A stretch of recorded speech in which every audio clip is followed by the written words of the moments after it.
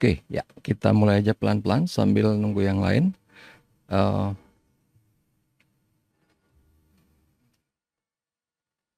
Tadi di sini ada cowoknya nggak ya?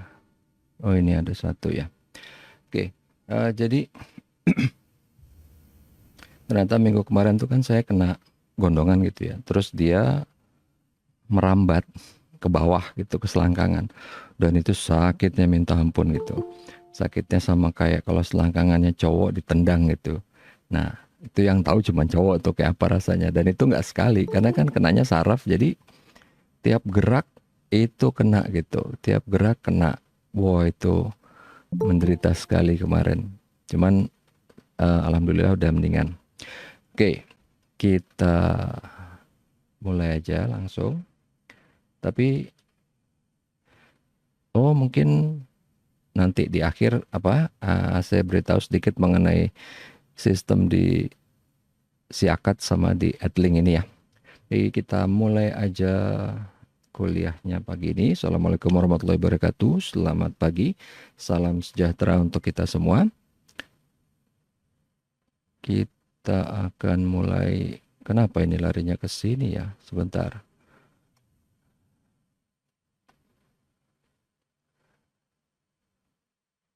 Oh, ini setup animation slideshow.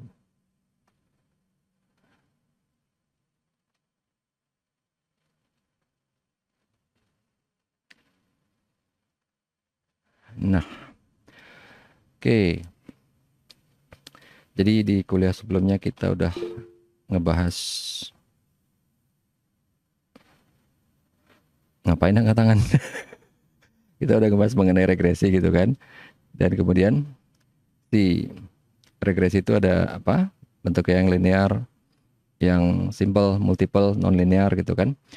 Dan regresi itu kan hal yang paling kita kenal dari sejak zaman SMA kayaknya gitu. Yang kayak bikin garis gitu ya sama dengan AX plus BC.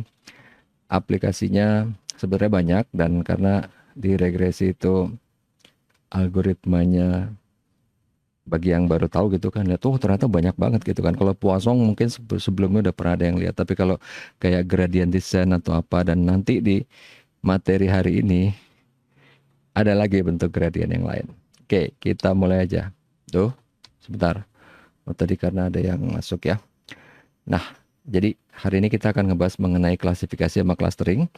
Dan di kelas kemarin, di dua kelas kemarin, hari Senin itu ternyata ada materi yang typo dan tapi saya sudah benerin di sini. Jadi kalau misalnya ada kalian yang mendownload materi ini sebelum kemarin jam 8 malam, itu mungkin harus download ulang. Namanya sama, semuanya sama, di download ulang biar nanti kelihatan bedanya. Nah, nanti di sini saya akan pointing out bedanya di mana. Karena memang agak-agak bikin bingung kalau enggak gitu ya. Oke, jadi si classification itu apa? Di pertemuan sebelumnya kita sempat singgung sedikit gitu ya. Jadi itu bentuknya supervise yang kita awasin, tanda kutip. Kita kasih label. Misalnya, Pak, saya nggak tahu labelnya apa. Ya, kita yang unknown itemsnya kita tinggal bilang bentuknya entah dia classes atau apa. Kita tinggal bilang nanti kita tentuin yang bentuknya kategorikal gitu. Maksudnya gimana? Maksudnya gini. Ini kan, nggak perlu namanya classes. Misalnya dia bilang default antara 1 dan 0. Udah, that's it. Kita kasih label kan. Itu. Jadi 1 0 ya tidak atau apa, terserah, nggak apa-apa. Nah, ini apa? Ini data tentang debt credibility dari bank. Jadi nasabah-nasabah yang apa? Dia punya pinjaman apa enggak? Dia kalau dikasih pinjaman lagi, dia mampu bayar apa enggak? Default itu kalau di bank istilahnya apakah dia sedang macet atau enggak gitu. Berarti yang punya pinjaman dong, nggak punya pinjaman apa yang macet ya kan. Jadi yang udah punya pinjaman nih kira-kira dia macet atau enggak. Bukan kira-kira. Em, Iya sih, sebenarnya bahasa awamnya kira-kira ya, kemungkinan besar dia macet atau enggak. Jadi kita lihat di sini nih. Ini adalah kolom umur, udah tahu gitu kan. Ini education, dia educationnya level berapa. Misalnya satu nih S1, dua nih S2, tiga S3. Employment, dia udah berapa tahun kerja nih.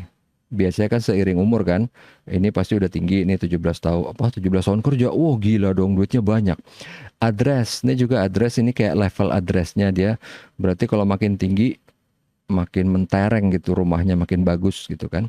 Income level juga, ini kan angka, makin tinggi makin bagus. Nah ini kemudian ada yang namanya debt income, itu sama. Sorry, kalau debt income itu kalau makin tinggi makin jelek. Maksudnya gimana? Debt itu pinjaman, income itu pemasukan. Jadi itu biasanya berbentuk rasio. Logikanya kan, pinjaman tinggi, sementara income naiknya nggak cepet dong. Berarti kalau dia rasionya tinggi, berarti itu jelek. Nah, kalau credit debt ini berarti adalah jumlah pinjamannya. Ini yang di bank nih ya. Ini mungkin pinjaman di tempat lain. Ini kan kelihatan semua. Di Indonesia juga gitu. Ada yang namanya apa? Birokredit.com atau BI Checking atau apa gitu. Nah, awalnya kalau kita cuma lihat kan, wah 41 tahun nih. Udah 17 tahun kerja. Addressnya levelnya 12 lumayan gitu lah ya. Nih, cukup tinggi daerah rumahnya. Income-nya tinggi banget. Tapi di sini pinjamannya juga banyak. Dan rasionya itu udah mepet di sini nih. Rasio pinjaman terhadap income dia. Nah, dan total pinjamannya juga gede gitu kan. Makanya di sini defaultnya 1. Ini historical data gitu ya. Dia defaultnya 1, udah macet nih orang. Jadi walaupun income gede banget ya, kasarnya gini deh. Wah tuh orang gaji 500 juta, gila keren. Tapi utangnya 1 triliun. Ya gimana gitu kan. Ya mau kita harus lihat the big picture-nya, totalnya gitu kan. Kalau cuman lihat, wah gila keren, bajunya anu, ininya anu, tapi ngutang semua gitu kan, ditagih debt collector terus. Nah, baris kedua deh, satu lagi kita kasih contoh. Ini sih baru umurnya 27 gitu. Education cuman S1. Tapi kerja udah 10 tahun. Ini 41 kerja 17. Padahal umurnya beda jauh, ya kan? Kemudian dia address-nya juga levelnya kecil gitu kan, maksudnya di perumahan biasa. Income-nya juga nih, beda jauh sama yang atas. Tapi di sini kelihatan ya, ini karena gajinya kecil kan. Sementara biaya hidup tuh kan biasa. Maksudnya harga beras nggak terlalu beda jauh, mau beras orang kaya, beras orang miskin kan. Beda tapi nggak beda jauh. Jadi di sini lihat nih, debt income ratio-nya dia tuh gede banget. Kalau kita lihat ini doang, ini orang parah banget. Iya gajinya kecil cuy, mau gimana? Biaya hidup sama aja. Ya kan? Ya kasarnya nih, harga iPhone untuk orang miskin sama orang kaya sama aja. Harga handphone juga sama aja kan? Gitu. Kita belum ngomong harga daging sama. Beda-beda tipis, beda dikit lah. Kebutuhan hidup sama. Makanya ini gede. Tapi dia pinjamannya kecil. Other debt-nya kecil. Default-nya 0. Oke? Jadi kita ngelihat sekilas saja ini data ini sangat berwarna sekali ini. Karena kan kalau cuma lihat, pas 1, gila rumahnya mentereng banget. Orang kaya nih, nggak mungkin macet, jreng macet. Baru kerja. Paling apa sih udah gitu 10 tahun, umur 17 mulai kerja kan. Umur 17, dia masuk sebagai apa sih? Nggak mungkin sebagai staff, nggak mungkin officer. Mungkin office boy gitu kan, ya nggak? Makanya ini debt income rasionya nih tinggi. Tapi dia pinjamannya bijak gitu. Jadi defaultnya 0. Nah, udah nih ya, 2 baris kita udah saya terangin. Jadi udah ada gambaran nih. Di tabel kayak gini. Ini juga membantu pas nanti buat kalian ngeliat tabel gitu kan. Makanya di tabel yang saya kasih, di sheet awal tuh kan ini loh. Gambaran tabelnya itu kayak gini. Walaupun saya udah jelasin juga kan di minggu kemarin. Nah, kemudian nih ada umur 37, tengah-tengah dia dong. Pendidikan S2. Employment 16 tahun. Asik nih, beda tipis sama ini. Address level 10 ya, sedikit lebih rendah. Income juga sedikit lebih rendah. Debt income rasionya 9,3 juga nih. Nah, credit debt-nya 10, beda dikit ya. Other debt-nya tapi lebih rendah juga. Defaultnya gimana? Jadi setelah ini semua historical data dibikin modelnya di apa? Di classification, kemudian dibuat classifiernya, dia bisa prediksi, oh ini defaultnya 0. Yang ini prediksi ya, kalau ini historical data. Dia bisa prediksi ini 0 gitu. Karena dia ngelihat data semua. Dan sebagaimana data, semakin banyak data yang dia miliki, maka prediksi akan semakin akurat. Itu natural gitu kan. Makanya kan dibilang orang makin tua makin bijak karena dia datanya makin banyak yang dia udah punya gitu kan. Dia udah alami, dia udah lihat, dia udah ingat, dia udah rasakan gitu. Oke, itu dia di sini. Jadi lihat historical data, bikin modelnya, kemudian ini classifiernya apa aja. Maksudnya classifier apa sih Pak? Gini, ini kan yang mau dicari. Yang kita mau ikut hitung apa? Semua atau enggak? Oh semua dong Pak.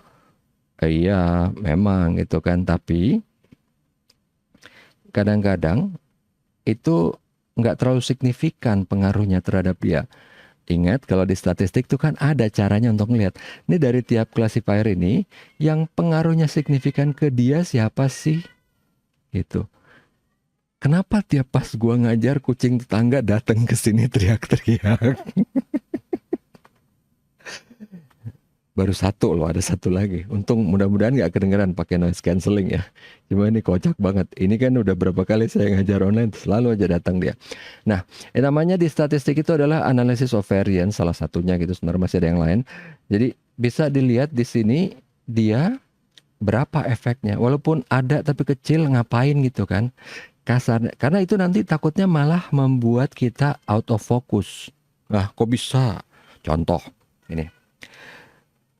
Untuk kalian bisa mendapatkan nilai bagus, ini kan berhubungan ya sama kalian. Untuk bisa mendapatkan nilai bagus, faktornya banyak, tapi nggak semua bisa, nggak semua harus kita bikin jadi pengaruh gitu. Ngerti? Maksudnya gini, yang simpel misalnya untuk nilai bagus, disiplin, datang kuliah, perhatiin walaupun nggak harus nih ya selama 100 menit ngeliatin dosen terus on cam nih lihat terus gitu kan, pasti bosen gitu kan, pasti ngantuk, pasti apa gitu. Tapi disiplin. Kemudian abis kuliah review sedikit aja 15 menit, nggak perlu lama-lama. Daripada abis kuliah ngapa-ngapain besokan mau nge-review, itu perlu berapa jam untuk mencapai hasil yang sama dengan 15 menit abis kuliah. Kedua itu ya, disiplin, review, udah, that's it. Jadi tinggal masalah disiplin sama waktu yang dihabiskan untuk mata kuliah tersebut. Makin tinggi, harapannya nilainya makin tinggi. Sebenarnya banyak, ya nggak? Banyak kalau kita mau diperhatiin.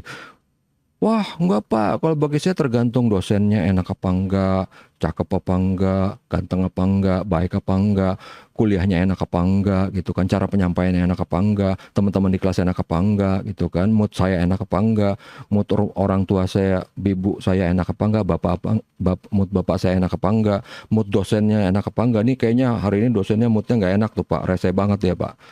Bisa, cuman mau dihitung semua itu membebani otak kalian.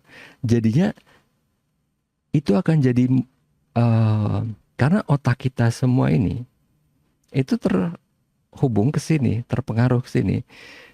Jadinya harusnya kita biasa aja, cuman gue sebel banget sih ngeliat dosen ini. Itu mempengaruhi kita memahami gitu. Jadinya ngeliat apa sih ini? Apaan tuh? Ada gerigi-gerigi sebelah sana. Itu dia maksudnya. Jadi kalau classifier yang dipilih, itu tinggal lihat mana yang benar-benar pengaruh. Jadi bukan, kalau buat gua sih pengaruh ini. Enggak. Not just for you, but the whole people in this world. Buat semua orang gitu. Jadi buat kamu, buat si A, si B, si C, si D, sampai semuanya gitu. Itu yang tadi saya bilang di statistik kita pakai analisa itu gitu kan, untuk ngelihat mana sih yang bobotnya paling gede gitu. Itu dia yang dimaksud. Oke, nanti kita akan lanjutin lagi mengenai masalah si classifier ini. Nah, yang kedua, penggunaannya apalagi di sini, ini sama buat di, tapi nggak cuma di bank kalau ini ya. Ini buat di nasabah-nasabah lain. Churn ini mungkin kalian akan sering dengar kalau ntar ikut data analytics atau mungkin lihat di internet atau di mana. Churn ini adalah orang itu ingin segera berhenti jadi nasabah. Itu churn. Jadi bukan cuma berhenti tapi dia pindah. Jadi kalau berhenti aja kan terminate gitu ya. Ini churn ini dia kalau misalnya churnnya itu yes, berarti dia kemungkinan besar akan pindah ke kompetitor. Itu maksudnya churn. Makanya churn analisis itu penting banget. Itu apalagi di zaman sekarang yang dunia digital, apa sih yang persaingannya nggak ketat? Kalian mahasiswa aja persaingannya ketat kan, apalagi UKT naik tinggi apa gimana gitu kan. Belum nanti kalau kalian mulai kerja gitu kan, itu memang harus bukan harus dipikirin, harus tahu, minimal tahu aja gitu. Oh kayak gitu, oke, dah gitu, gitu kan.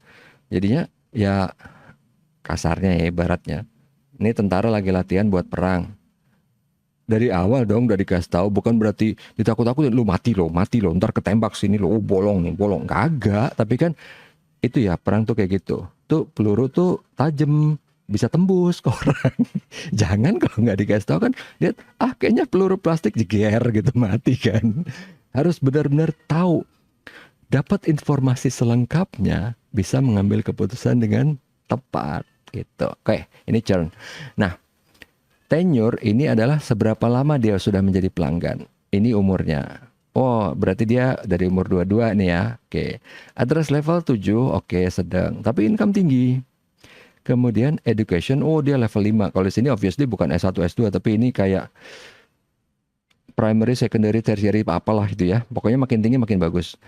Ini employment, dia juga ini levelnya tinggi. Ini equipment, call card sama wireless. Biasanya ini kalau misalnya yang di bank ya, kalau nasabah udah tinggi, udah privilege atau udah preferred gitu ya, kan suka dikasih token. Ini zaman dulu ya ceritanya. Jadi kalau mau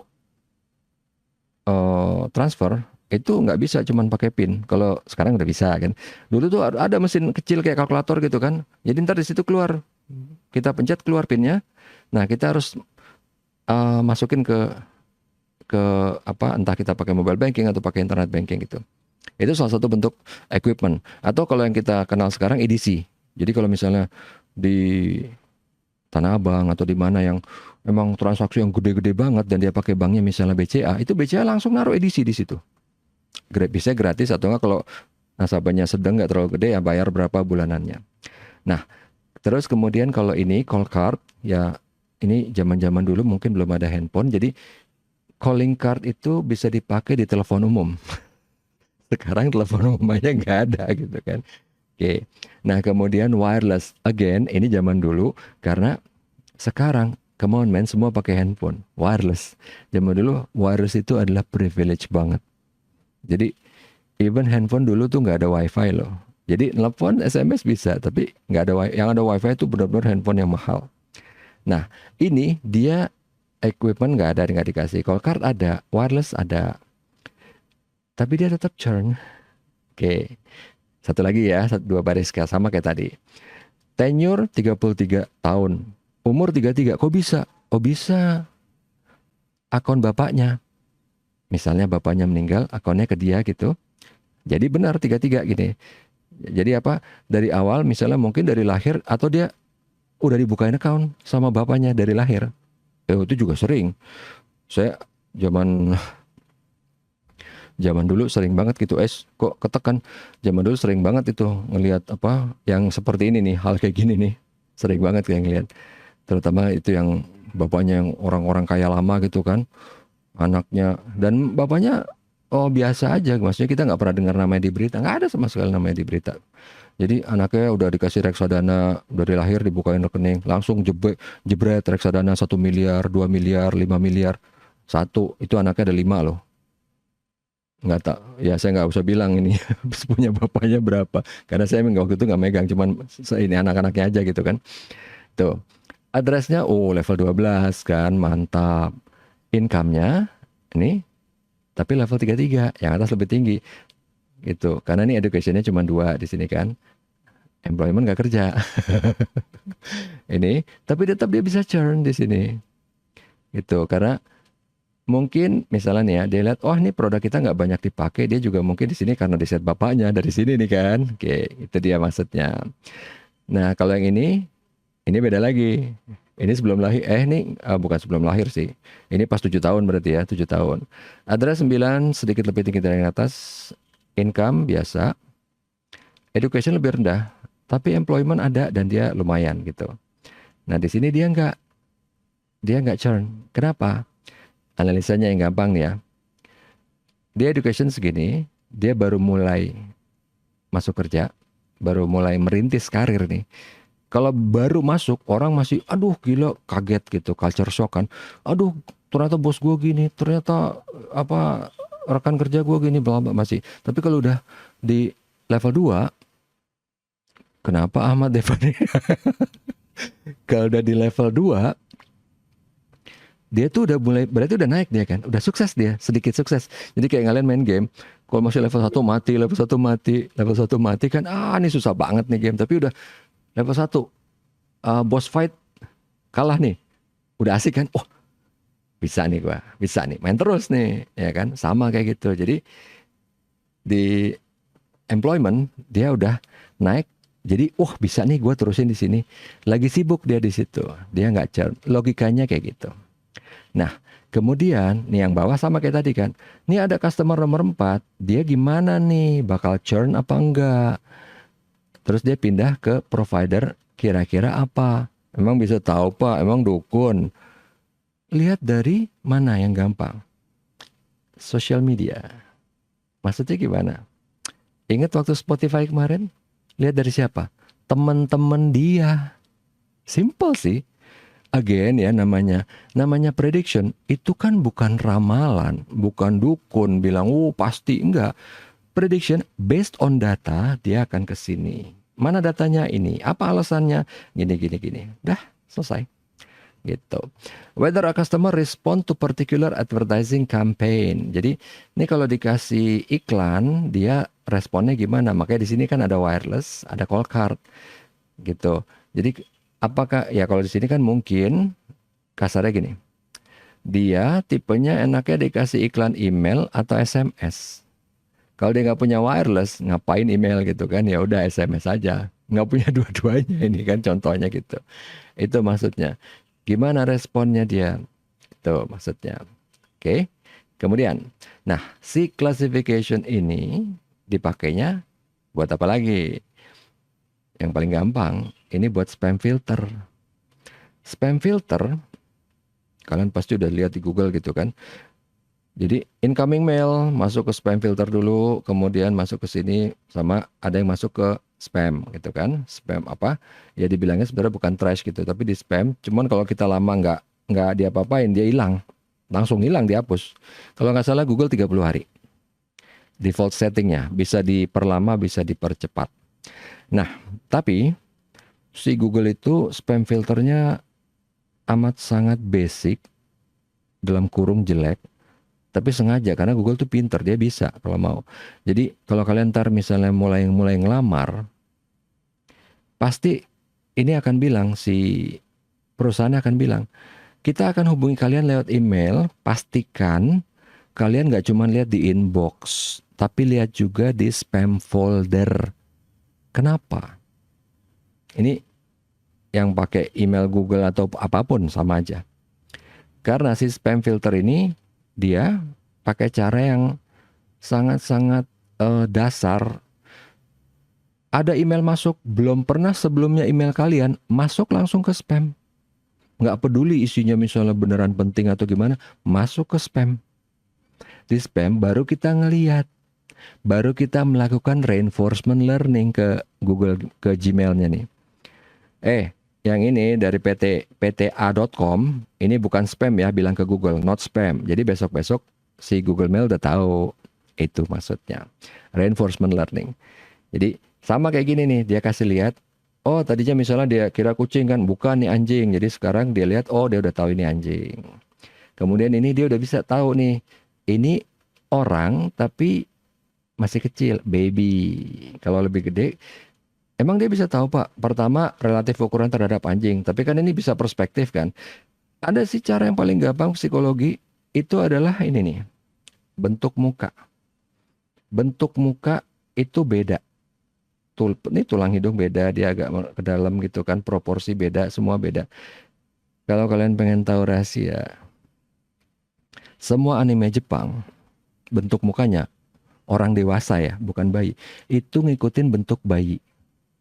Mukanya, terutama yang cewek. Itu ngikutin bentuk muka bayi, mukanya. Proporsinya, bentuk hidung, bentuk mata, bentuk mulut, semua ngikutin bentuk bayi. Karena itu lebih kawaii gitu, lebih cute gitu, lebih mudah diterima siapapun.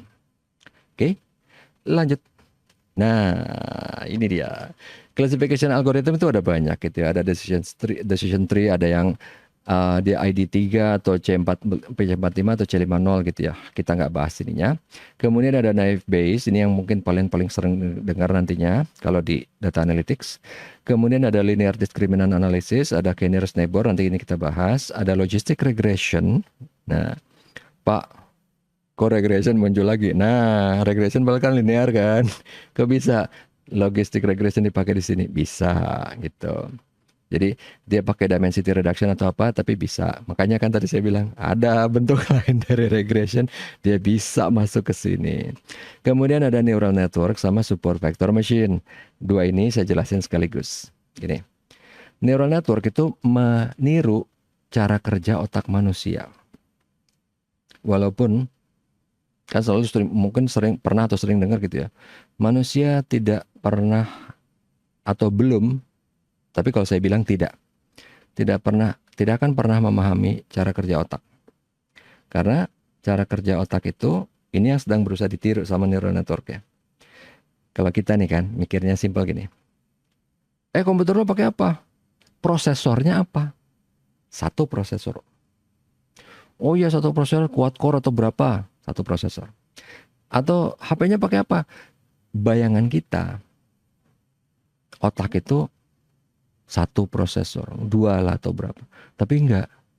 Ada miliaran prosesor kecil yang tugasnya terbatas, tapi ada miliaran dan dia terhubung lewat neural link. Ada linknya. Jadi dia terhubung gitu. Sehingga miliaran ini, jadi katakanlah ya, simpelnya gini misalnya. Ini ada 1 miliar neuritnya. Tapi penjumlahan semuanya nggak 1 miliar. Bisa cuma 100 juta, bisa 2 miliar, bisa 1,5 miliar. Tergantung di mana. Sini. Nih simpelnya mau yang gampang ya. Cowok nih, kalau bilang apa. Ini cowok pinter banget. Begitu ada lewat cewek cewek yang ditaksir sama dia, jadi bego tuh orang. Sering kayak gitu kok. Itu simple, itu natural banget gitu. Orang kayak gitu, nggak ada yang salah. Emang kayak gitu. Nah, cewek juga sama. Kalau misalnya dia ngeliat ada cowok yang ini banget, jadi bego itu. Bego beneran bego gitu ya mas ya. Mas ditanya gitu kan, lo mau kenapa tadi? Hah? Hah? Apa? Apa sih? Gue tanya lo makan apa? Hah? Gitu loh. Jadi bukan bego permanen, tapi itu membuktikan bahwa ini pengaruhnya dari sini. Ada pengaruhnya banget gitu. Itu maksudnya. Nah, kemudian penjelasan kedua penjelasan yang berikutnya untuk si SVM. SVM itu dia mensimplify dari neural network. Kalau neural network tuh 1 miliar, semua tergantung dari linknya. Linknya makin kuat, itu dia kerjanya makin efisien, makin bagus. Jadi neural linknya itu dari sini pengaruhnya.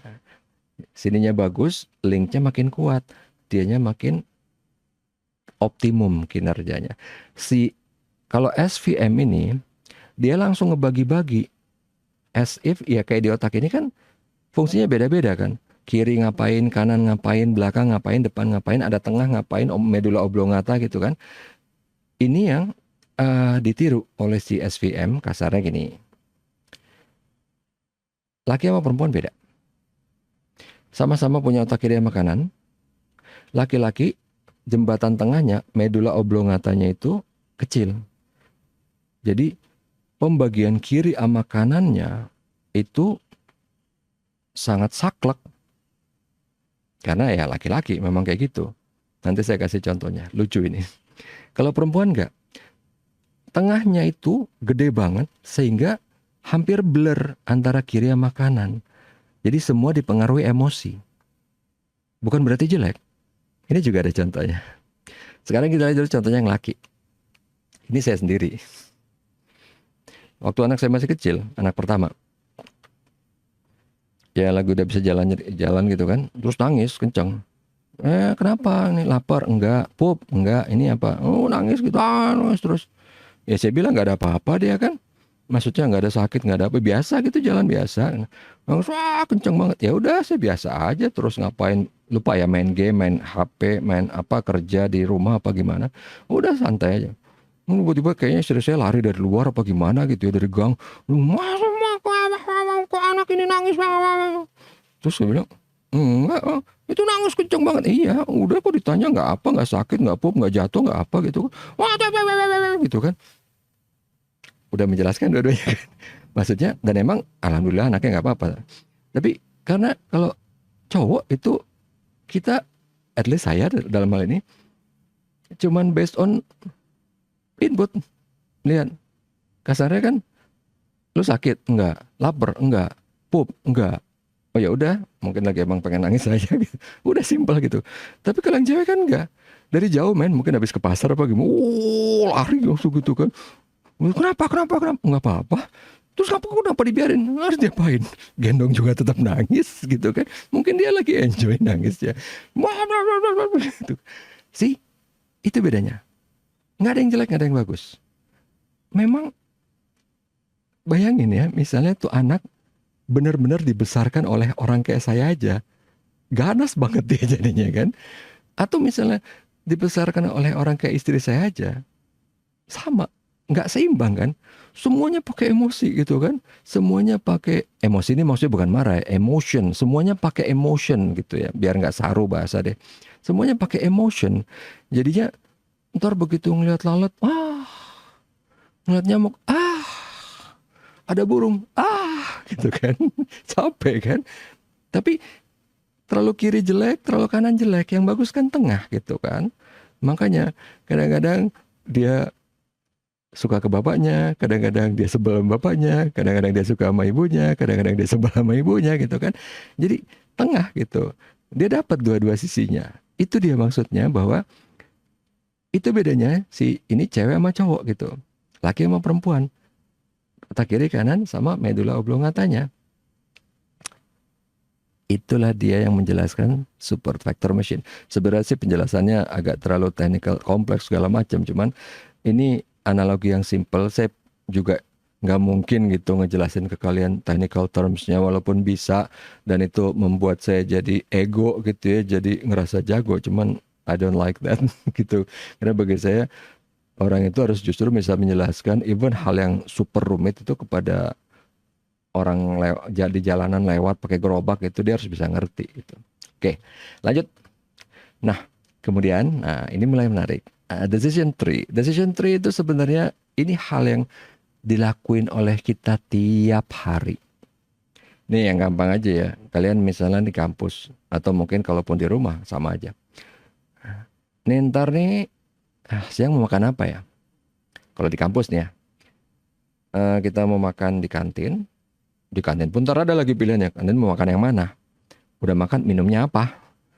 Itu kalau kantin. Ntar kalau mau makan di jalan keluar, makan di mana? Nyebrang atau ke kiri, ya kan? Atau mau GoFood? GoFood apa? Ada yang promo nggak? Kalau GoFood nunggunya lama nggak? Tahu dong kalau misalnya makanan yang enak pasti kan antri biasanya kan. Kalau yang nggak enak itu kan nggak antri. Dan kalau yang enak sebenarnya antri bisa aja sih. Kita makan jam 12 tuh pesan jam 10. Cuman banyak orang yang aduh nggak anget, nggak ini nyenyenye gitu. Kalau saya paling nggak suka makanan panas. Saya suka makan nggak anget juga biasa aja gitu. Sukanya dingin. Pokoknya begitu makanan di depan mata, bet makan selesai gitu. Karena saya makan buat hidup, bukan hidup buat makan. Gitu kan. Jadi makanya kalau panas banget, oh paling benci banget. Yaitu ironisnya apa? Ibu saya yang di Cipulir ya. Itu tahu nggak? Kalau minum kopi, itu bukan suka kopi panas. Suka kopi mendidih. Jadi saya beliin termos tuh bener-bener yang khusus, yang masih old school banget. Yang dalamnya kaca, yang pokoknya bagus, yang kuat. Karena termos pun yang baru ditaruh, anggaplah udah 2 jam, itu masih panas bagi saya, masih panas banget. Bagi dia udah enggak. Dia tuh benar-benar tiap mau minum kopi itu ngerebus air. Jadi benar-benar belebek-belebek air, taruh bikin kopi, sut gitu kan. Gila saya bilang nih bibir.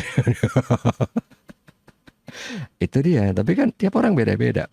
Kan ada orang yang, aduh kalau GoFood nih nggak anget. Kenapa? Pasti antri. Ya pesennya 2 jam sebelumnya. Ya itu nggak anget. Gitu maksudnya. Oke, decision tree. Kita udah lakuin tiap saat, tiap hari, tiap jam. Kemudian di sini contohnya decision tree itu adalah, ini ada 2 jenis obat eksperimental gitu ya. Dia pengaruhnya gimana? Kalau ini ada data baru di bawah, dia cocoknya dikasih obat yang A atau yang B. Historical data di sini, ini kalau orangnya umurnya di sini pakainya kategorikal ya, yang middle age sama senior. Kalau seks 2 nih kan, female, male. Blood pressure ini high sama normal sama low. Normal yang bagus, high jelek, low jelek. Kolesterol normal sama high. Normal bagus, high jelek. Gitu kan. Ini yang kombinasi ini patient 1 cocoknya drug A, patient 2 juga drug A, patient 3 drug B. Nah, patient 15 apa? Ini simpelnya biasanya kan kalau kita isengnya ya udah cari aja di atas ada nggak yang barisnya sama. Iya, kalau Jepang 14 baris. Kalau ada 60.000 baris, 60.000 juga masih sedikit sih. Susah kan middle age. Ini middle age nih. Ini middle age yang female. Oke, ini. Tapi blood pressure nggak sama. Oke, middle age female lagi. Nih, blood pressure. Nih kenapa 2 high-nya? Ini low. Nggak sama juga gitu kan. Jadi berapa nih? Itu dia yang kita maksud di sini. Decision tree-nya, ini kita bikin modelnya dulu, decision tree, baru kita bisa prediksi. Gimana caranya? Nah, gini.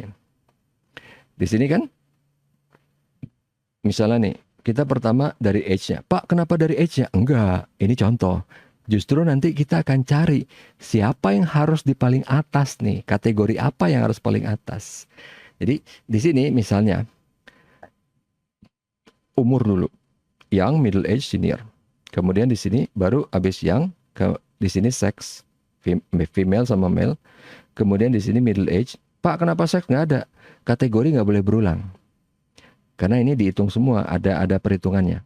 Di sini cuman middle age langsung dikasih drug B. Kalau di sini kan tergantung, kalau umur masih muda, female dia drug A, kalau male dia drug B. Kemudian di sini senior.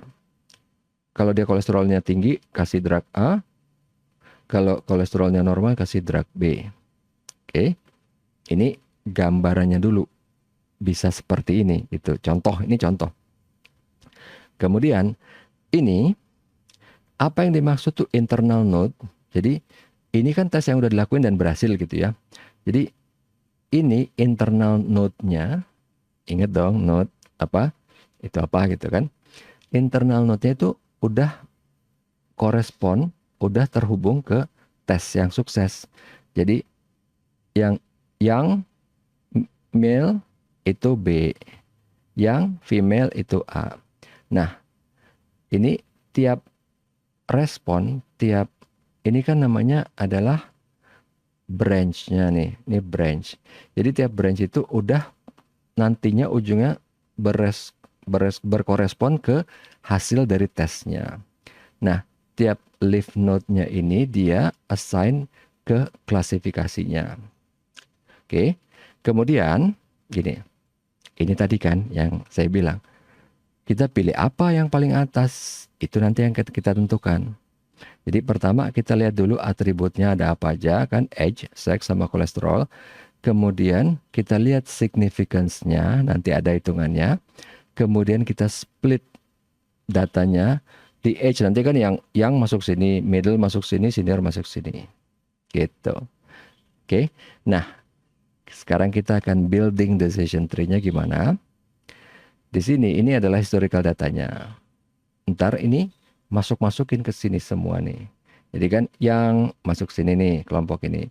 Yang terus dia female. Di sini kan.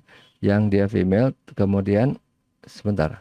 Yang female, oh ini bahkan cuma 3 ya. Jadi ini nggak ada, ini nggak ada ya. Pokoknya yang female ini akhirnya drag A. Terus misalnya yang male ada nggak nih? Yang male adalah drag B gitu kan. Itu contohnya.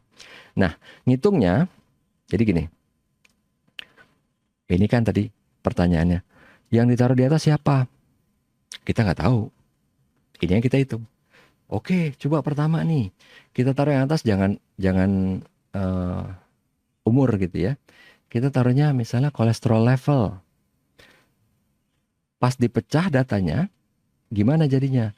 Oh, di sini ada yang high, ada yang low, misalnya gitu ya.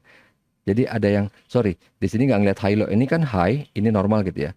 Di yang high ini, dia ada yang pakai drug A, B, ada yang pakai drug A. Di sini juga. Jadi ini komposisinya masih hampir sama banyak gitu kan. Belum pure gitu kan.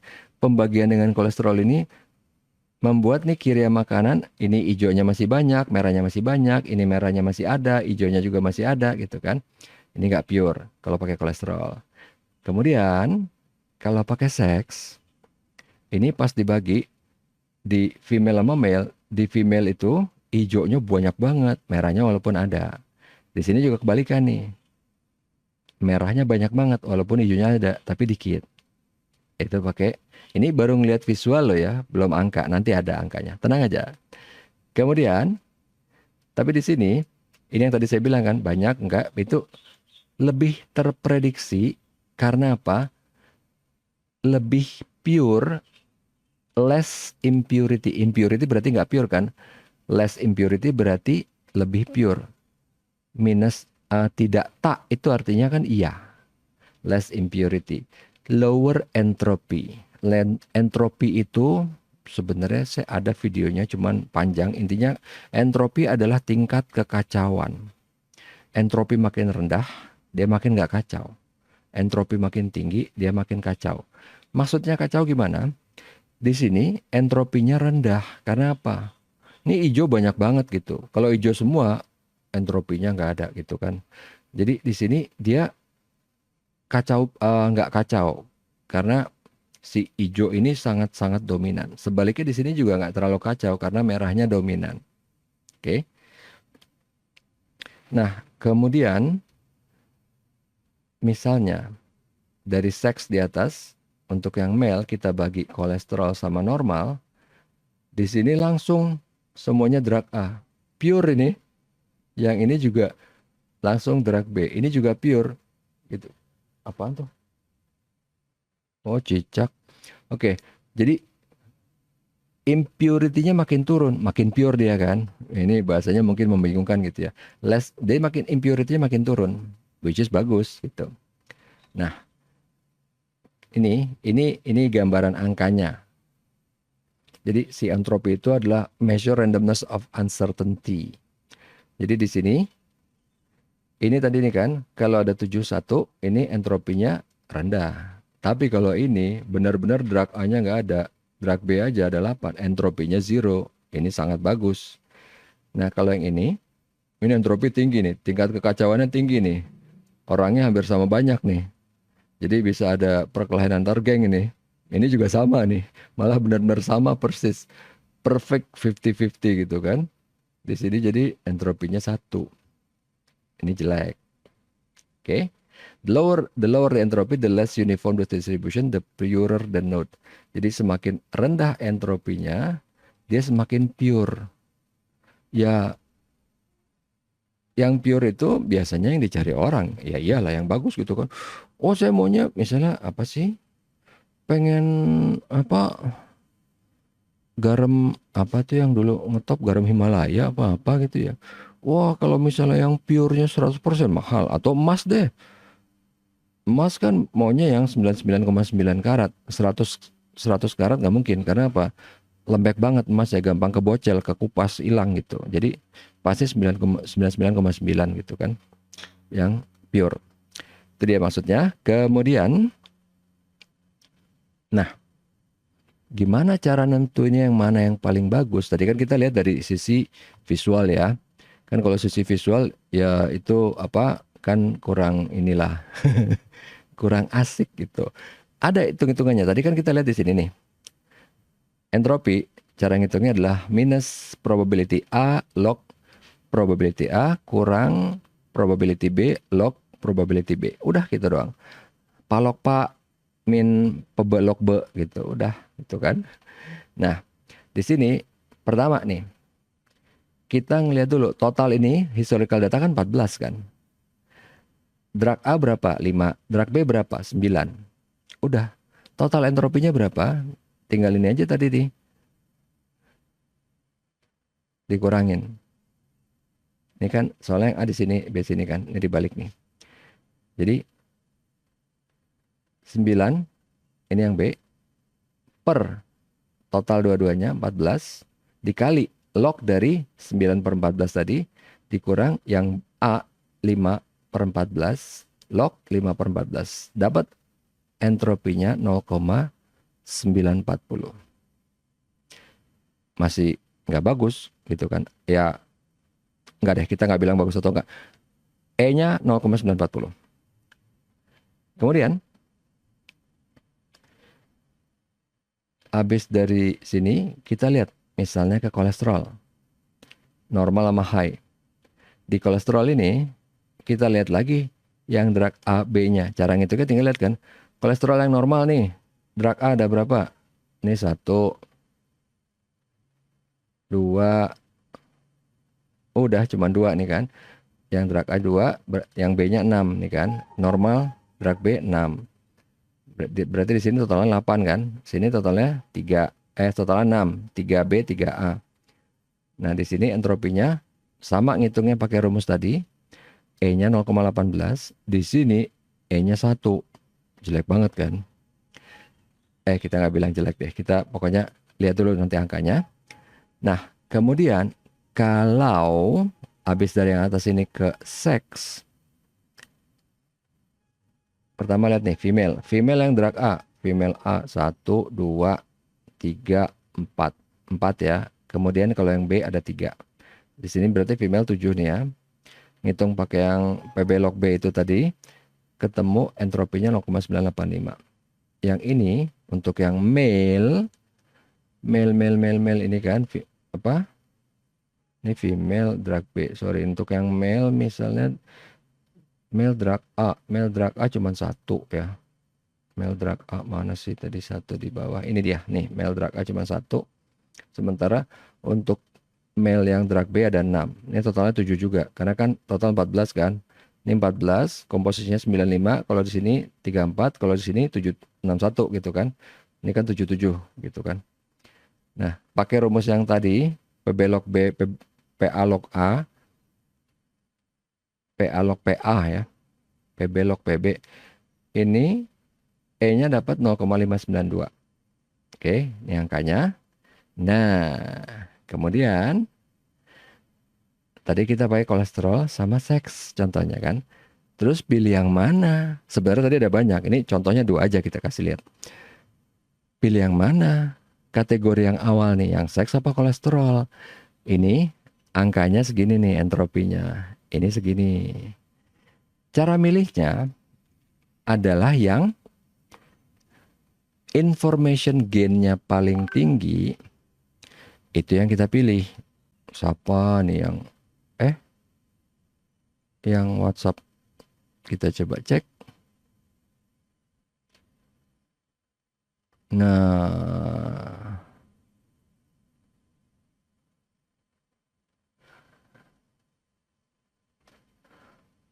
ntar ya. Ini juga nanti ada announcement saya ke kalian.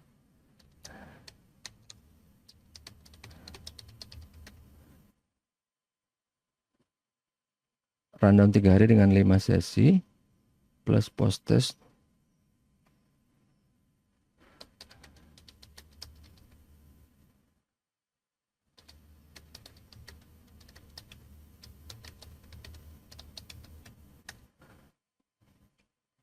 Oke. Jadi ya karena tadi udah lihat email, lihat WA ya. Jadi ada kemungkinan tanggal 23 sampai 25 November minggu depan itu Jumat, Sabtu, Minggu. 23 25 itu cuma Sabtu, Minggu, Senin ya. Sabtu, Minggu, Senin itu saya ditugaskan IBS untuk ke Makassar untuk ngasih pelatihan BI. Iya loh, untuk ngasih pelatihan BI. Gitu.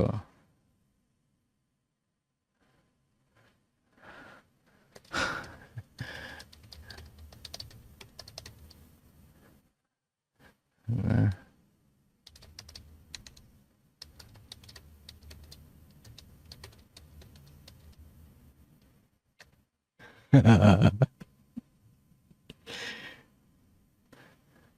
Nah, ini yang dicari kriterianya yang information gain-nya tinggi. Gimana caranya? Ngitungnya ada.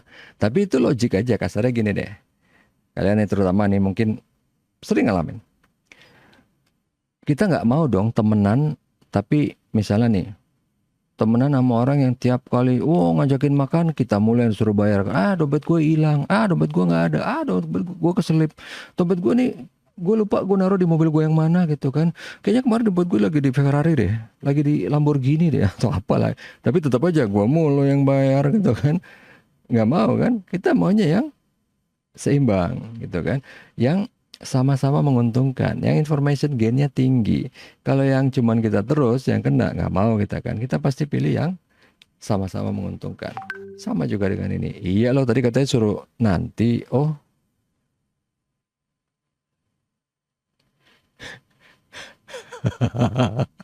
Alah, nggak bener ini. Oke.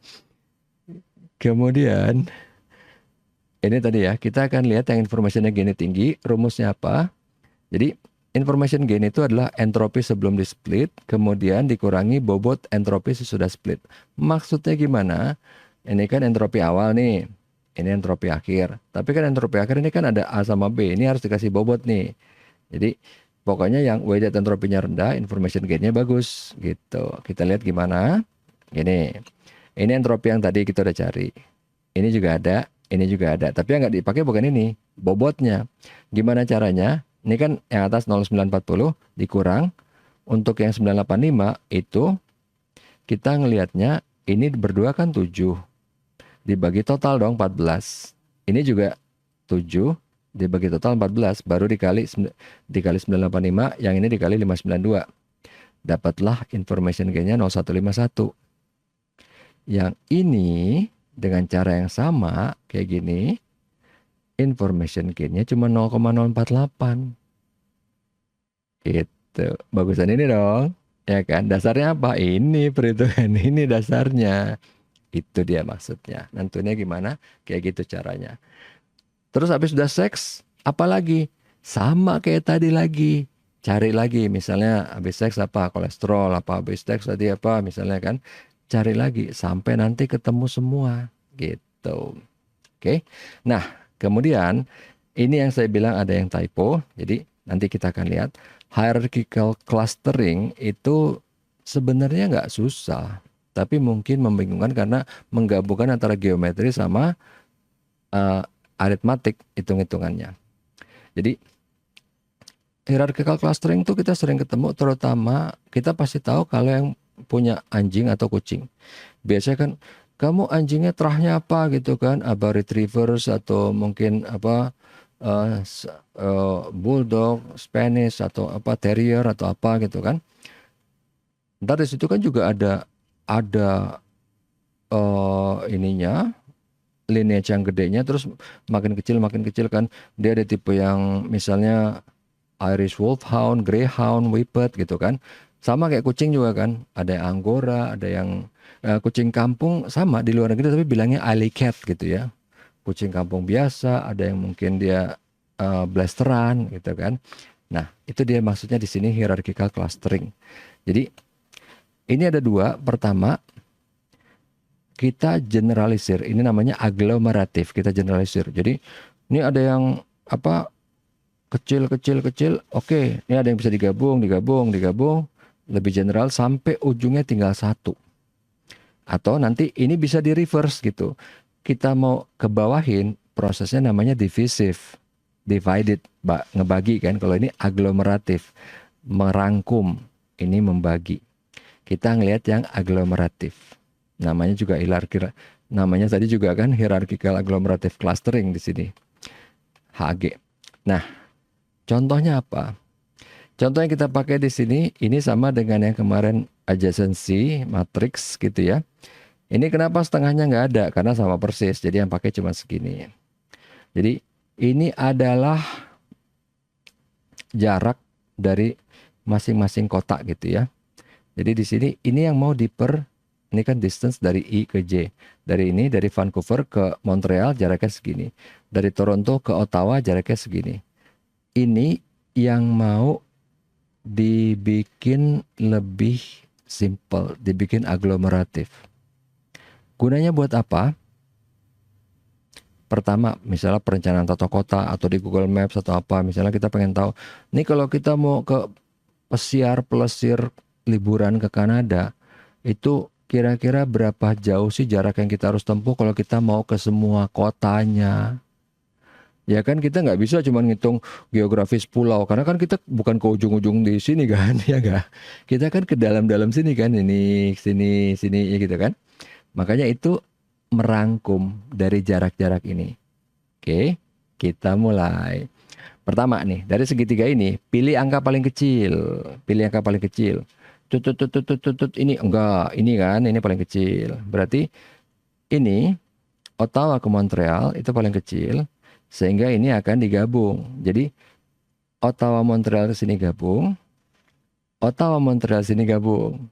Oke, itu tricky partnya. Karena kalau cuma ngelihat itu sebenarnya sih simple. Ini nggak ada hitung-hitungan sini. Cuma lihat kan mana paling kecil sih, cuma lihat aja mana paling kecil. Oh dapat, oke. Udah dapat paling kecil Ottawa Montreal. Ini yang agak-agak perlu apa imajinasi gitu kan. Oke, ini Ottawa Montreal nih. Ini gabung dilipat, ini juga gabung Ottawa Montreal dilipat. Tapi prosesnya gimana? Tara. Jadi ini yang ori tadi nih ya. Ini yang ori. Gabung jadi kayak gini. Kayak gimana Pak? Kok langsung tiba-tiba gitu? Begini. Ottawa Montreal gabung. Kita selalu pilih yang paling kecil. Ini gabung ya. Jadi pas dia kelipat ke sini, Ottawa Montreal gabung, kita perbaris ya. Ini ke sini. Siapa paling kecil? 351. Oke, tetap. Ini kan yang gabung berdua doang kan. Yang lain gimana? Nggak ada masalah. Tetap belum diapa-apain. Ini nggak diapa-apain, ini nggak diapa-apain. Kita lihat per kolom dulu ya. Ntar kita lihat barisnya. Kemudian Vancouver gimana? Nggak diapa-apain. Tetap ya. Sekarang kita lihat barisnya nih. Kita lihat baris. Di sini, pertama, ini 351 udah tadi. Ini udah. Nah, kemudian tadi di sini kan Ottawa Montreal ini udah pindah. Udah hilang. Ini Winnipeg masih ada, sama. Edmonton masih ada, sama. Kemudian barisnya si yang kedua di sini nih. Ottawa, cuman udah jadi Ottawa Montreal nih ya. Ottawa Montreal ke Vancouver 3543 masih sama. Tapi yang ini hilang, nggak ada kan. Kemudian Ottawa Montreal ke Winnipeg 1676 ada. 2840 ada. Baris bawah lagi. Ini kan udah gabung ke atas kan, Ottawa Montreal kan. Berarti udah hilang, nggak ada. Kita nggak usah lihat nih baris yang ini nih. nggak ada kan? Yang ini hilang nih. Kemudian yang Winnipeg ke Edmonton ada di sini. Bawahnya hilang. Oke, satu langkah. Udah jadi lebih simpel. Sama kayak tadi, dari yang ini, cari paling kecil. Yang mana? Ini kan, si 351 paling kecil. Oke. Nah, di sini mulai typonya di mana sih? Oh, belum. Ini 351 paling kecil kan? Kemudian di sini nanti dilipat lagi nih. Ottawa Montreal yang tadi gabungan dilipat lagi dengan Toronto. Ini kan soalnya di sini dia, koordinatnya di sini kan. Berarti Ottawa Montreal gabung dengan Toronto di sini, Ottawa Montreal gabung dengan Toronto di sini. Langkahnya gimana? Tara. Jadi ini yang tadi di sini ya. Ini saya copas di sini biar gampang. Jadi ini 351 dilipat nih. Ottawa Montreal gabung jadi satu di sini ya. Jadi di sini kan Ottawa Montreal Toronto. Waktu dia gabung ke sini, bandingin kan 351 sama kosong kecilan mana? Kecilan kosong. Kosong dia nggak ada kan. Kemudian, nah si Ottawa Montreal Toronto Vancouver ada gitu kan di sini. Sini kan sebenarnya barisnya yang ini udah hilang. Karena di sini sebenarnya kita ngisi nih 3363. Tapi nanti pas di sini kan dia muncul lagi kan. Lihat antara 3363 sama 3543 yang mana yang diambil gitu. Karena di sini hilang ntar jadinya. Jadi pas yang Toronto Ottawa Montreal ini gabung berdua, ini gabung berdua gitu kan. Jadi nanti di sini kita ngelihat yang ini. Ottawa Montreal Toronto ke Vancouver sama Ottawa Montreal Toronto ke Vancouver sama misalnya kita bandingin Ottawa Montreal Toronto ke Vancouver yang di bawah, di sini kosong. Jadi ini tadi Ottawa Montreal Toronto Vancouver sini kosong karena kita ngebandingin angka apapun dengan kosong kecilan kosong gitu kan. Nah, kemudian ini hilang. Yang bawah Ottawa Montreal ke Vancouver, Ottawa Toronto Montreal Vancouver 3543 di sini. Yang ini tadi kan 3543 ada. Kemudian berikutnya Ottawa Montreal Toronto ke Winnipeg. Ini ada 1676 nih. Kemudian yang ini Ottawa Montreal Toronto ke Edmonton ada di sini. Nah, lanjut bawahnya. Kalau yang ini nggak pengaruh, masih ada. Ini masih ada, taruh aja. Ini juga Winnipeg nggak pengaruh, karena dia nggak kena lipat gitu kan. Oke, dapat. Jadi di sini inilah tabel barunya. Jadi ini tadi kan Ottawa Montreal gabung, ini Ottawa Montreal Toronto gabung. Oke, udah jadi lagi nih segitiga. Kayak tadi lagi, pilih paling kecil. Siapa dia? Ini kan. Oke. Nih, tabelnya saya taruh kanan nih. Ini paling kecil. Berarti siapa koordinatnya? Edmonton sama Vancouver. Ini ya. Berarti ini gabung berdua. Ini gabung berdua. Jadi di sini Edmonton Vancouver berdua gabung. Siapa paling kecil? 2840. Menang, taruh sini. Oke. Kemudian di sini kalau yang Winnipeg masuk di sini. Ini Vancouver yang bawah. Vancouver ke Winnipeg. Masuk sini, nggak pengaruh. Yang Edmonton mana? Vancouver ke Edmonton di sini. Udah hilang kolomnya. Karena dia ini kan udah gabung tadi kan. Vancouver Edmonton ke sini. Ini compare dengan yang bawah nih. Siapa paling kecil? Kosong. Siapa paling kecil? Kosong. Hilang dia ya kan. Kemudian yang Winnipeg ini juga sama. Winnipeg itu dia Winnipeg Edmonton. Ini Winnipeg Edmonton di sini. Bandingin sama Winnipeg Vancouver. Kecilan mana? Kecilan kosong. Hilang. Nah, di yang sini sebentar. Ini ada apa sih? Di yang ini nih. Ini saya end show. Ini tadinya ini nih. Tara. Tadinya angka 1667. Setengah mati pusing saya dapat dari mana ini. Ngitung itu nggak ketemu. Ternyata itu typo doang dong. Karena kan di tabel sebelumnya nggak ada. Adanya 1867. Bukan 1667. Itu dia. Typonya di situ. Oke. Udah jadi nih. Ini udah jadi yang ini. Paling kecil yang mana? 1676. Jadilah angkanya. Hierarchical agglomerative clusteringnya untuk yang agglomeratifnya 1676. Bahasa gampangnya gimana sih? Kalau kalian mau ke Kanada, mau ngejalanin semua kota ini, Vancouver, Edmonton, Winnipeg, Ottawa, Toronto, Montreal, menghabiskan jarak berapa? Segini. Ini kepake di Google Maps kan? Ya kalau misalnya kalian, ya kalau kita soalnya jarang pakai Google Maps untuk yang jarak jauh ya. Kalau kayak di Amerika, di Kanada itu kan pergi itu ke banyak kota kan karena ratusan miles ya, berapa ya anggaplah ratusan kilometer gitu kan. Ya kayak kita misalnya mau Trans Sumatera atau mau lintas Jawa gitu kan, ke banyak kota itu. Kalau kita kan Jawa kotanya banyak banget nih. Mungkin ada berapa, anggaplah ada 100 kota. Kita nggak ke 100-nya kan, misalnya cuman ke 10 kotanya aja deh. Masukin ke Google Map, ntar keluar angkanya. Itu dapat dari mana? Dari sini. Gitu dia maksudnya. Oke.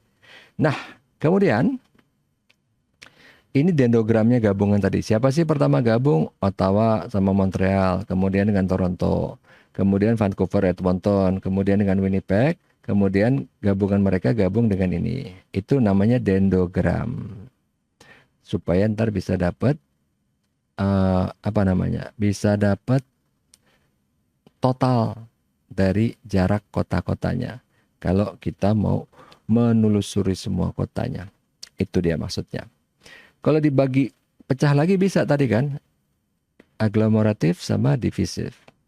Oke, nah, udah selesai itu, udah nggak ada yang ribet lagi kok. Apa saya bilang kenapa ini ribet? Karena memang ini menggabungkan hal yang jarang kita gabung, geometri, lipat-lipat tadi, sama aritmatik, ngeliat mana yang paling kecil. Ini nggak ada ngitung-ngitung kan, nggak ada tambah kurang kali bagi kan. Lihat paling kecil, lipat, lihat paling kecil, lipat. Siapa yang perlu dieliminasi? Itu aja yang bikin bingung. Sekarang kita sika nearest neighbors. Apa nih maksudnya? Jadi gini, ini kita lihat lagi nih. Di sini, misalnya ada data lagi. Kalau tadi kan kita ngeliat default apa enggak. Kalau ini kita ngelihat kelasnya adalah ini nih. Ini historical data, customer tipe 0 dengan serentetan data ini, dia basic service. Jadi di sini ada basic service sampai dengan Sultan, total service gitu kan. Nomor 2 e-service, ini plus service. Ini adalah kayak level dari nasabahnya apa nih gitu kan. Kalau dia region 2, dia edge segini. Jadi emang region pengaruh Pak? Pengaruh biasanya. Misalnya nih, kalau kayak di Jakarta Selatan, ya beda dong antara misalnya rumahnya di Kemang sama di, ya yang Jakarta Selatan deh, yang lebih heboh gitu kan. Beda dong yang rumahnya di Kemang sama di Bantar Gebang gitu kan. Atau yang rumahnya di Medan Merdeka dengan yang di Cikupa, beda kan? Ya kan, beda banget. Itu aja, beda kan? Dari region ini juga beda gitu. Umur, marital status gitu ya, status pernikahan, level addressnya di mana dia, income level berapa, education berapa, employment level berapa di sini kan. Kemudian dia udah retire belum, gender, kemudian dia apa, reside apa enggak. Jadi maksudnya reside itu kayak apa, dia berapa kali pindah tempat. Jadi pindah tempat bisa berarti bagus atau jelek ya. Kalau pindah tempatnya ke tempat yang mentereng itu bagus. Tapi kalau ke tempat yang biasa pindah-pindah, itu aneh gitu kan. Kayak melarikan diri gitu. Tapi nggak, itu cuman ininya aja, cuman logiknya aja. Nah, kita lihat dari sini, ini untuk nentuin customer kategorinya. Yang 8 itu kategorinya apa? Kita pakai cara nearest neighbor sekarang di sini. Gimana? Ini kan semua ada koordinatnya. Begitu dibikin di Python, masuk langsung keluar scatternya nih. Keluar, datanya bentuknya gini. Nggak linear kan? Nggak bisa pakai eh, apa namanya, regresi. Jadi datanya yang ini nih, yang tanda tanya. Kalau kita cuma lihat tetangga terdekat, which is yang warna ungu, berarti dia sultan. Terdekat nih kan, oh sultan. Oke, itu kesimpulannya kalau pakai cuma satu tetangga terdekat. Ini kan, determining the class using first KNN atau first k nearest neighbor. Cuman kalau dia pakai tetangga terdekatnya di rata-ratain dari 1, 2, 3, 4, 5 di rata-ratain ini, dia dapatnya bukan total service, bukan sultan, tapi cuman plus service. Lebih akurat dong, karena dia pakai banyak data untuk melihat dia itu sebenarnya di mana. Ya kan? Kalau cuma satu, oh paling dekat ini. Tapi kalau gabungan dari 5, oh dia sebenarnya cuma plus service. Pak, seberapa banyak yang harus dipakai? Sebenarnya sih bebas mau pakai semua gitu ya, semua titik dijadiin untuk nentuin dia bisa. Cuman unnecessary sama kayak tadi kan. Pak, faktor penentu dapat nilai bagus apa? Banyak kan, bisa cuaca gitu kan, musim buah-buahan apa gitu kan. Tapi kan nggak penting gitu. Pengaruhnya ada tapi kecil gitu. Jadi tinggal dilihat. Biasanya nih kalau secara visual, ini kalau udah ngelewatin batas, ini kan nih satu titik, udah ngelewatin ini titik, ini udah nggak penting yang ini, udah tinggal dia aja gitu. Toh misalnya ke sini gimana, orang udah ada dia kok. Ke sini kalau yang red say biru ya basic service belum ada kan. Tapi ini boleh kalau misalnya mau nih kan. Tapi biru sini juga ada gitu kan. Jadi intinya nentuinnya KNN-nya berapa? 2, 3, 4, 5.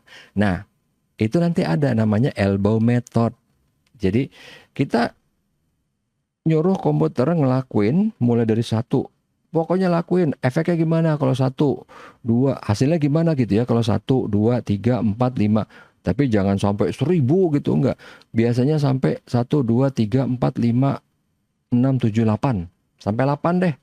Nanti dilihat efeknya. Nah, jadi KNN itu adalah metode untuk mengklasifikasikan case berdasarkan kesamaan dari other case. Ini tanda tanya nih kan. Belum tahu dia kemana nih. Ini case-nya kan. Case-nya ada yang total service, ada yang plus service. Udah gitu. Ini basic service kan. Dia kemana case-nya nih. Dia masuk kategori level apa nih nasabahnya. Jadi case yang dekat itu dianggapnya tetangga. Ini tetangga. Ini kagak, iya dong, kali ini tetangga jauh benar gitu kan. Kita nggak pernah bilang Amerika negara tetangga ya enggak. Negara tetangga kita mana? Malaysia, Brunei, Papua, even Australia nggak terlalu tetangga kan. Udah ngelewatin Papua gitu kan, kita mau ke sananya, kecuali kita lewat bawah. Jadi ya setengah-setengah lah kalau itu. Itu yang tadi saya bilang nih. Ini masih setengah-setengah, bisa tergantung kita aja. Nah, ini yang tadi kan, Pak nentuin berapanya gimana? Nanti itu semua ada gitu caranya. Ya, ada kita nentuinnya jadinya K-nya berapa. Tapi kita kan nentuin jaraknya dulu nih di sini nih. Ini jarak ke dia berapa? Jarak ke dia berapa? Jarak ke dia berapa? Ke dia berapa? Ke dia berapa? Itu pakai Euclidean kan. Jadi kalau misalnya cuma satu dimensi, ya udah tinggal kan, kalau segitiga kan A kuadrat tambah B kuadrat sama dengan C kuadrat. C kuadrat sama dengan akar dari A kuadrat tambah B kuadrat. Nah, kalau ini kan cuma satu dimensi, bukan cuma titik sama titik. Jadi cuma tinggal dilihat dari selisih berdua dikurangin, kemudian dikuadratkan baru diakarin. Kenapa dia dikuadratin? supaya kalau selisihnya minus tetap akan jadi plus. Kenapa harus diakarin? Supaya dia normal lagi. Karena kan ini kita bengkakin kan. Dipangkatin kan berarti di magnify gitu kan. Diperbesar supaya kita bisa kelihatan perbedaannya. Tapi kalau udah diperbesar, kita normalin lagi diakarin gitu. Dapatlah di sini udah selisihnya dikuadratin kemudian diakarin dapat angkanya 4. Nah, kalau dia bentuknya 2 dimensi kayak gini gitu kan. Udah ada 2 yang kita mau lihat itu ini baru kelihatan nih Euclidean-nya nih. Berarti H kurang H kuadrat ditambah nih A kuadrat tambah B kuadrat kan. Karena kita nyari C kuadrat. Ini kita tahu, ini kita tahu. Ini kuadrat 190 kurang 200 nggak masalah, mau minus karena akan dikuadratin ya. Dapatlah begitu keduanya dijumlahkan kemudian diakarin dapat 10,77 distance-nya. Pak, kayaknya rumit. Enggak, ini ngasih tahu aja yang ngelakuin semua komputer, tapi kita harus tahu supaya ada apa-apa kita bisa mengevaluasi. Oke. Kalau 3 bisa, 3 juga sama di sini kan. Kalau 3 di ininya dimensinya tinggal dilihat di sini sama di sini. Ya itu tadi saya bilang kan, mau berapa banyak dimensi yang dilihat? Ya tergantung mana yang perlu gitu. Nah, kalau 3 hasilnya jaraknya segini, 11,87. Ini kan. Terus berapa K-nya nih yang optimal? Di sini kan. Jadi kalau misalnya nih, oh, kita tadi nih di sini ambil contoh lain. Tadi kan somewhere di sini ya. Sekarang ada di sini nih. Gimana? Kalau dengan 1K, dia basic service. Tapi kalau K-nya nih ada banyak, dirata-ratain, tuh 2, 3, 4, dia total service. Bedanya jauh kan? Jadi makanya kenapa bisa agak-agak bahaya gitu kalau kita cuma pakai 1. Kita cuma ngambil keputusan dari 1 tempat. Lah orang inget kan, tahu nggak pernah dengar kalau di internet atau di mana ke dokter, masa sih? Coba cari second opinion deh. Cari dokter kedua gitu kan. Sama kayak gini. Ya walaupun kita kalau udah second opinion nggak usah sih keranjingan hobi banget jadi ke dokter. Jadi cuman flu doang, ke 3 dokter, 4 dokter, buang-buang duit gitu kan. Jadi kalau di sini nggak masalah, bisa gitu kan. Malah lebih teliti jadinya kita. Tapi jangan kebanyakan juga gitu kan. Nah, nentunya optimalnya berapa? Ini begitu komputer sudah melakukan K-nya 1, 2, 3 sampai 6 di sini contohnya ya. Lihat grafiknya, akurasinya di sini. Paling tinggi di mana? Itu yang diambil, berarti 4. Ini dia maksudnya. Oke. Ini dia maksudnya. Elbow-nya di mana? Ini namanya elbow method. Jadi ntar ini yang lakuin ini komputer nih. Bikin grafik ini tinggal kita lihat nih. Oh, K-nya yang bagus di sini, K4. Udah gitu doang. Jadi ini kan continuous target untuk using KNN. Emang KNN ini kepakainya kalau tadi kan buat ngelihat ya dari mana. Sebenarnya ini kalian udah sering lihat pasti. KNN ini buat nentuin apa sih? Ngelacak posisi. Ngelacak posisi. Karena kan ya, even misalnya, jadi ya kalian jangan takut ya. Even misalnya, pasti nggak nyalain GPS, nggak nyalain location base apa, tetap lu bisa dilacak. Dari mana? Ngelihat dari ping dari handphone sekitar. Simpelnya gitu aja bahasanya deh.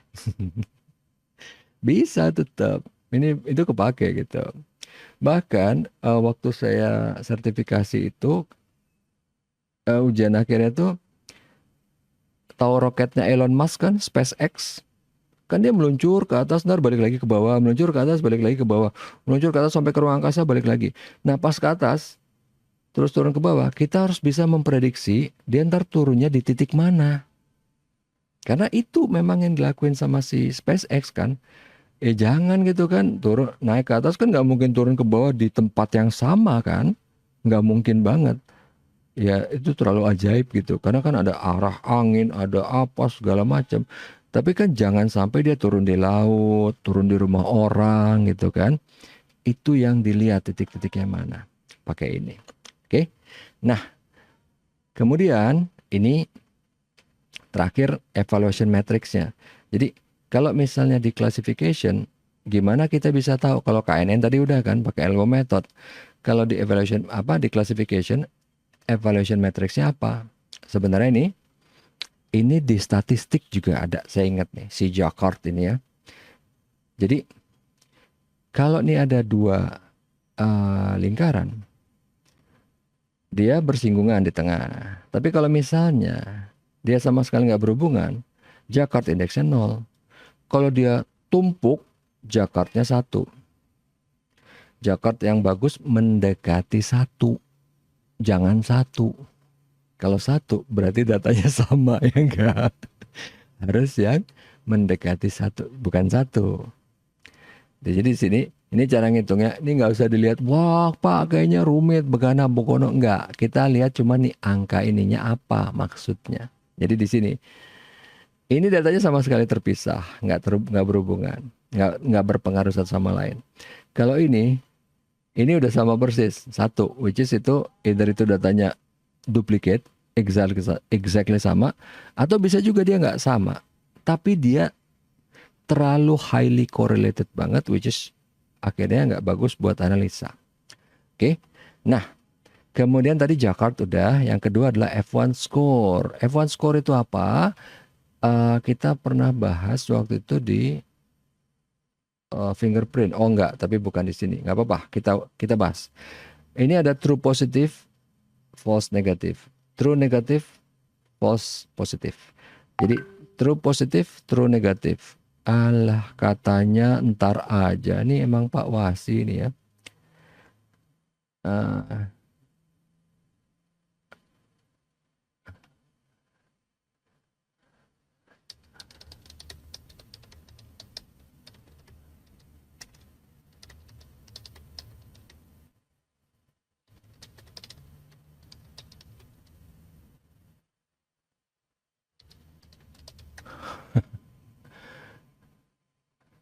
jadi ini true positif, ini true negatif gitu ya.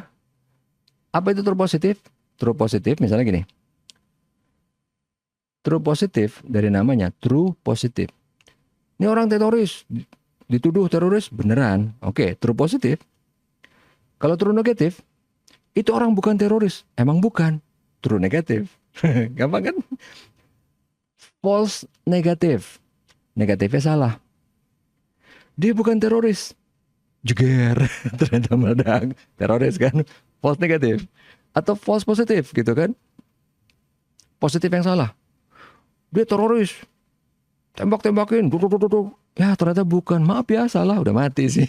False positif gitu. Jadi yang ini berdua tidak disukain, yang ini berdua disukain gitu kan. Ah ini emang caper banget sih ini Wasi ini. Oke. Ya udah sih, ngapain harus ngomong. Oke. Jadi si F1 score itu nentuin precision dengan cara true positif dibagi true positif dengan false positif. Jadi untuk yang positif ini jadi pembagi untuk precision. Untuk yang recall, true positif dibagi true positif sama false negatif. Dilihat dari sininya. Untuk F1 score adalah 2 kali precision kali recall dibagi precision tambah recall. Ya ini rumus saja. Supaya kita bisa tahu di sini accuracy dari F1 nantinya segini. Tadi di sini si Jacquard ini 66. Makanya kalau di data analytics kita ngeri ngelihat akurasi 95-99%. Oh ngeri banget. Jadi karena kita bilang ini pasti gua salah. Even gua nggak salah, model gua terlalu fokus, nggak general jadinya modelnya gitu kan. Fokus banget ke sini. Soal ini tahu banget tuh dapat 100, tapi begitu soalnya cuma diputar dikit udah jadi nggak ngerti. Terlalu nggak general gitu. Jadi based on my experience gitu, average accuracy yang bagus tuh 70% ke atas ya. 75, 77, 80 bagus gitu. Tapi udah 95, 99, oh, itu overfit namanya. Oke. Nah, ini baru sekarang kita akan ngomong, saya bawa si Adlink-nya ke sini pertama ya. Pertama, ini punya kalian bukan? Bukan ya. Ganti dulu. Ganti dulu di hari Selasa pagi. Ini dia. Nah, kalau yang mungkin kalian udah lihat di sini ya, sesi belajarnya mana dia di 11 ini ya. Ini kuisnya udah beda ya. Ini kuisnya udah ikut yang built-in dengan si linked dengan si Adlink itu. Ini udah ada kan?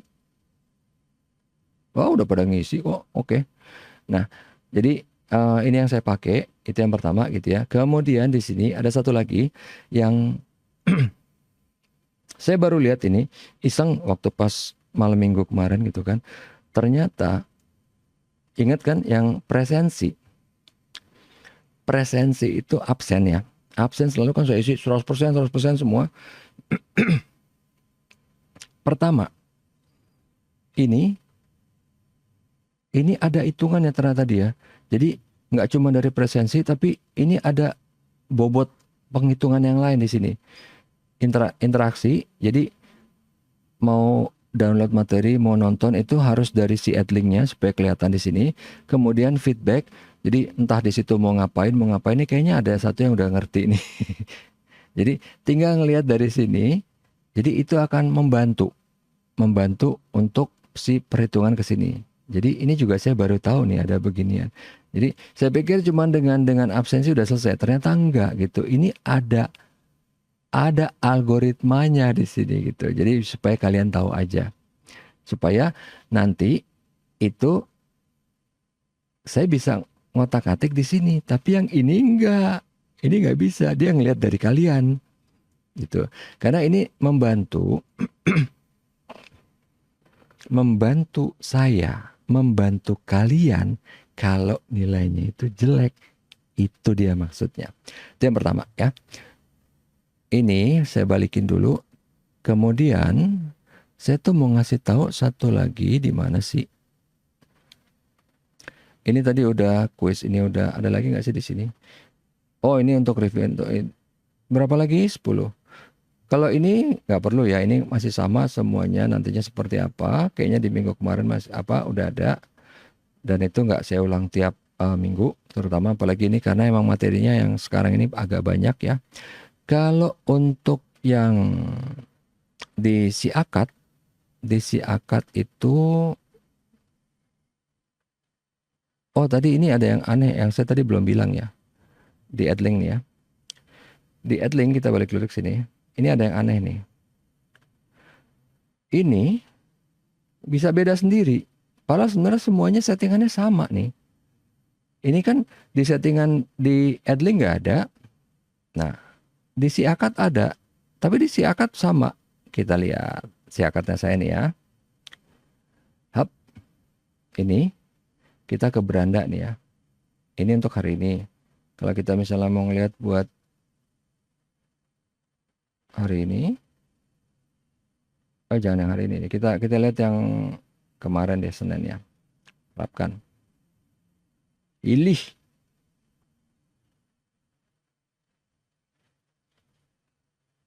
Orang udah pilih ini kok. Ini suka aneh dia. Tokennya ya udahlah nih. Ini ya. Ini kita ambil contoh misalnya yang ini. Yang kemarin hari Senin pagi. Ini kan ada di sini. Dia bentuknya apa? Itu terlihatnya dari sini. Dari sini. Ini sama semua nih. Ini juga yang ngeset juga mereka kan. Sama semua. Tapi tiba-tiba satu ada yang beda dong tadi. Case method gitu kan. Saya juga bingung. Ada apa sih? Dari mana ngesetnya? Coba deh sudahlah. Itu cuma pengen bilang itu aja. Jadi memang di sistem ini tidak tidak sempurna dan sebenarnya masih aneh sih kalau saya bilang, cuman ya udah kita mau bilang apa gitu kan. Karena toh memang ini yang kita punya, ini yang kita pakai sekarang. Jadi supaya kalian nggak kaget aja gitu. Jadi saya berusaha menjelaskan algoritmanya karena ini efeknya ke nilai gitu. Oke. Nah, ini udah pembagian kelompok udah. Nanti di minggu depan kita akan ngomongin si association rules mining. Kalau kita udah ngomongin clustering, classification, regression juga udah, baru nanti association rules. Gitu.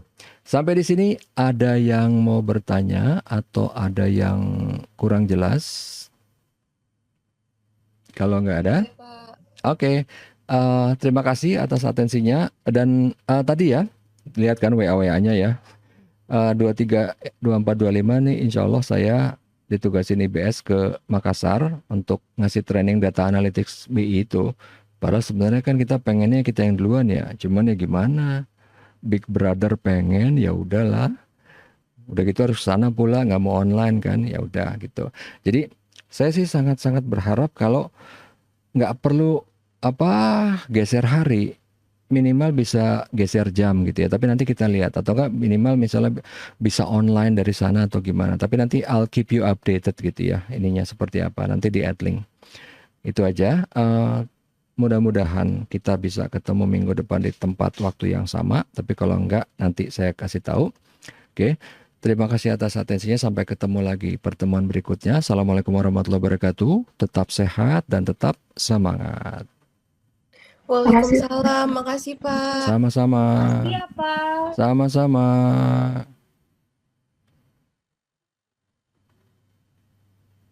Apa sih?